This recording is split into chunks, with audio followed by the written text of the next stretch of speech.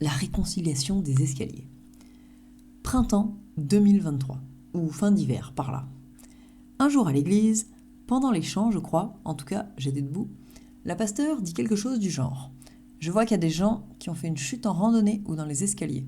Je déclare qu'ils sont libérés du trauma de cette chute. Quand elle prononce le mot escalier, je me retrouve par terre en train de pleurer. What? Je sais que quand j'avais 2 ou 3 ans, j'ai dévalé un escalier en béton. N'essaye pas ça chez toi. Mais je n'en ai aucun souvenir et j'avais pas percuté que je pouvais avoir un trauma qui traînait suite à ça. Je sais qu'il se passe un truc ce jour-là à l'église, mais je sais pas trop quoi. La Tournette, c'est une montagne. C'est une belle rando que j'essaye de faire tous les ans, par le chalet de Rosérie ou par Montmain, c'est mes côtés préférés. Je kiffe la Tournette, c'est magnifique, mais c'est raide et hyper galère à descendre. J'ai beau avoir l'habitude, tous les ans, je flippe à la descente. Tous les ans, je monte en me disant que la descente va être particulièrement horrible. Sur les panneaux de rando, ils t'annoncent le temps prévu, ils comptent franchement large. Mais si j'arrive sans problème à mettre moins de temps que prévu à la montée, je mets toujours plus de temps à la descente.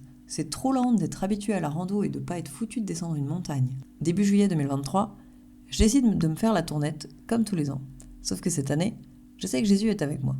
Il se passe plein de belles choses au cours de cette rando, mais c'est entre nous. Et puis, je redescends. Je vais pas rester en haut, même s'il y a une belle vue sur le lac d'Annecy. Et là, pour la première fois de ma vie, je descends sans problème. Trop facile. Je flippe pas, j'en ai pas marre, ça me saoule pas, j'ai pas trop chaud, pourtant on est en pleine canicule, j'ai pas mal aux genoux, j'ai pas d'ampoule aux pieds, j'ai pas un sac trop lourd, j'ai pas mes bâtons qui s'en mêlent dans mes pieds. C'est la première fois que je peux pleinement apprécier ma rando. Ouah, j'ai chopé un super pouvoir! En septembre, toujours 2023, il y a mes élèves de BTS Gestion et Protection de la Nature qui font une sortie d'intégration en montagne. Animation nature, bivouac, rando. Les collègues font une fondue le soir, alors forcément, je m'incruste à leur sortie. Fromage oblige. Sauf que mes collègues, c'est pas des randonneurs du dimanche comme moi. C'est des pros de la montagne qui sont là pour former des pros de la montagne. Moi, je suis juste prof d'informatique. Ça rigole pas. Je préfère monter tranquillou sans les suivre, sinon j'ai pas le temps de prendre en photo les grenouilles ou de me poser pour un second petit-déj. En rando, je mange tout le temps, c'est une excuse pour se poser et admirer le paysage. Par contre, une fois que je les rejoins en haut, je décide d'essayer de les suivre à la descente pour voir si j'arrive à tenir le rythme. J'ai souvent vu des débiles qui descendent la montagne en courant en me disant qu'il leur manquait une case ou plusieurs. Les débiles en question te diraient « Mais non, on court pas, on se laisse juste descendre sans forcer sur les genoux. » Ouais, concrètement, ça ressemble à courir. Mais les débiles, c'est eux. C'est mes collègues et mes élèves. Plus c'est raide, plus ils vont vite, histoire de pas trop freiner et de pas éclater leurs genoux. C'est des malades. Mais bon, en même temps, ça m'intrigue leur truc et j'ai bien envie d'essayer. Alors je les suis pour voir. De toute façon, ils sont 4 accompagnateurs moyenne montagne, avec leur trousse de secours dans le sac, c'est le moment d'essayer des choses. J'ai jamais descendu une montagne aussi vite. J'aurais tellement été incapable de tenir ce rythme avant, c'est pas possible ce que je suis en train de faire. J'arrive en bas en un seul morceau. Mes genoux sont plutôt heureux, d'habitude après une descente à retenir chaque pas, ils sont au bout de leur vie. Et je fais désormais partie des débiles qui descendent la montagne en courant.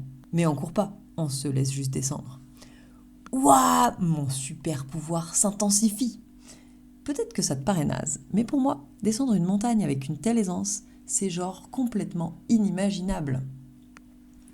Avec le recul, je me dis que la petite Natalia était très prudente.